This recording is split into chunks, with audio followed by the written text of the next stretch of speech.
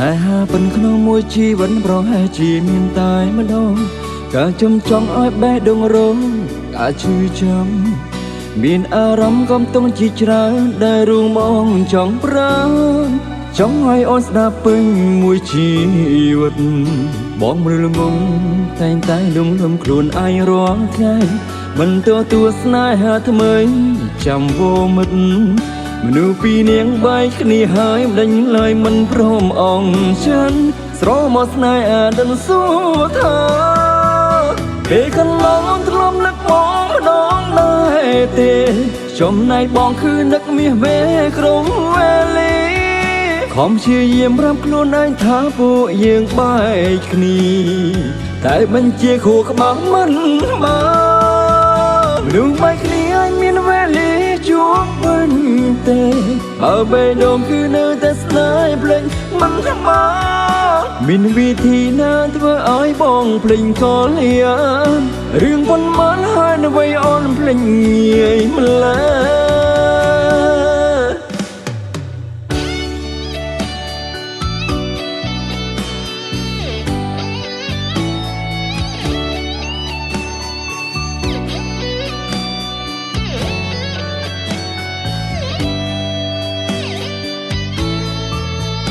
ស្នេហាเป็นក្នុងមួយជីវិតប្រហែលជាមានតែម្ដងការចំចង់ឲ្យបេះដូងរងការឈឺចាំមានអារម្មណ៍កំតុងជាច្រើនដែលរួមមកចង់ប្រាណចង់ឲ្យអូនស្ដាប់ពេញមួយជីវិតបងមើលងងតែងតែលំខ្លួនឯងរាល់ថ្ងៃ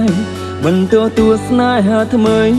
ចាំវមិត្តមនុស្សពីរនាងបែកគ្នាហើយមិនដេញឡើយមិនព្រមអងចិនស្រមកស្នេហាដិនសួរថាពេលកន្លងធ្លាប់នឹកបងម្ដងដែរទេចំណែកបងគឺនឹកមាសវេក្រុងវេលាខំព្យាយាមប្រាប់ខ្លួនឯងថាពួកយើងបែកគ្នាតែបញ្ជាខួរក្បាលមិនបានមនុស្សបែកគ្នាឲ្យមានវេលាជួបវិញទេ